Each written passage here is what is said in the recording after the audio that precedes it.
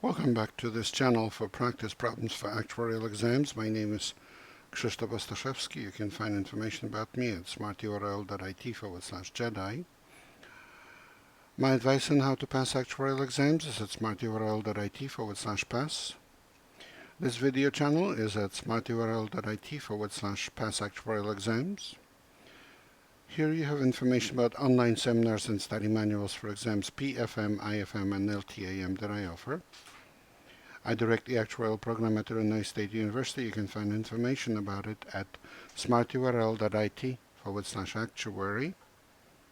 If you would like to offer a tax-deductible donation to support our students, please go to smarturl.it/help ISU actuary.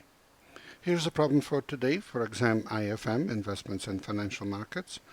You are considering the purchase of an American call option on a non-dividend paying stock. Assume the Black-Scholes framework. You are given that the stock is currently selling for $40. The strike price of the option is $41.50. The option expires in 3 months. Sigma, the volatility of the stock, is 0.3. The delta of the call option is 0.5. Determine the current price of the option. And there are 5 answer choices, all of them of the form that involves an integral, but if you look at that integral, you see that this is an integral of the probability density function of the standard normal distribution, well, at least involving a function like the standard normal distribution PDF. Not exactly, but there are numbers there that can be adjusted to produce what we want. And here's the solution. It is never optimal to exercise an American call option before expiration if the stock pays no dividends, and that's the case here. So we can price this option like the European call option and use the Black-Scholes formula. And the Black-Scholes formula says that it's the call price is the prepaid forward price of the stock times cumulative distribution function of the standard normal distribution evaluated at D1 minus the present value of exercise price, which is sort of like prepaid forward price of the exercise price,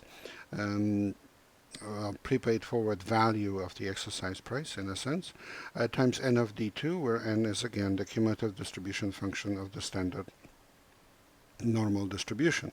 Because delta, the dividend yield continuously compounded, is 0, this is the same as s times n of d1 minus k times e to the minus rt n of d2.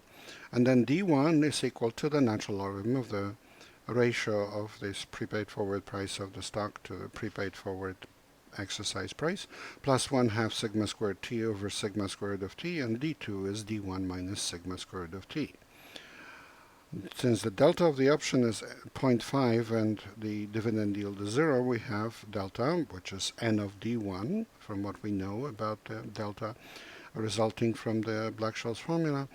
It's equal to 0.5, and if that's the case, then d1 must be 0. We also have d2 as d1 minus sigma squared of t, so that's 0 minus 0.3 times square root of 0.25, that's negative 0.15. To find the continuous compounded risk-free rate, we solve the equation where d1 is 0, but d1 is equal to natural logarithm of 40 over 41.5 plus 0.25 r. If we take this formula ln of 40 over 41.5 times e to the minus 0.25 r, we could write this as ln of 40 minus ln of 41.5 times e to the minus 0.25, and then write the natural logarithm of the product as a difference, as a sum of the two, and then combine the natural logarithm of 40 and 41.5 back into ln of 40 over 41.5. So we would end up with ln of 40 over 41.5 plus 0.25 r plus 1/2 times 0.3 squared times 0.25 over 0.3 times square root of 0.25. This is an equation in which the only unknown is r. Of course, the denominator is positive, so the numerator has to be 0, so we need to solve the numerator, and you may look at it and see say, well, it looks like everything is positive there, but it's not true, because ln of 40 over 41.5 is a negative number, because this 40 over 41.5 is a fraction less than 1.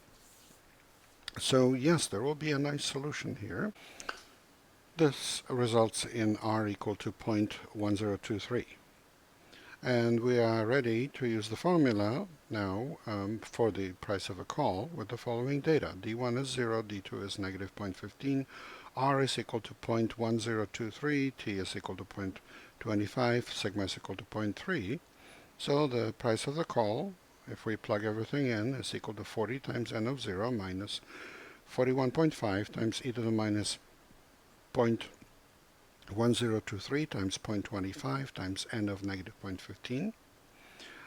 And that's equal, well, n of negative 0.15 is 1 minus n of 0.15, so this is 20 minus 40.453 times 1 minus n of 0.15. And then this negative 40.453 plus 20 is negative 20.453, while the part with n of 0.15 is 40.453 times n of 0.15. But n of 0.15, that's the cumulative distribution function of the standard normal distribution, so that's equal to the integral from minus infinity to 0.15 of the probability density function of the standard normal distribution, which is e to the minus 1/2 x squared divided by square root of 2 pi. Therefore, this becomes 40.453 over square root of 2 pi times minus the integral from minus infinity to 0.15 of e to the minus x squared over 2 dx minus 20.453, which is approximately 16.138 times the integral from minus infinity to 0.15 of e to the minus x squared over 2 dx minus 20.453. And that's answer D. Please remember, this is copyrighted material. The problem itself belongs to the Society of Actuaries. The solution is mine. Good luck in your studies and good luck on the test.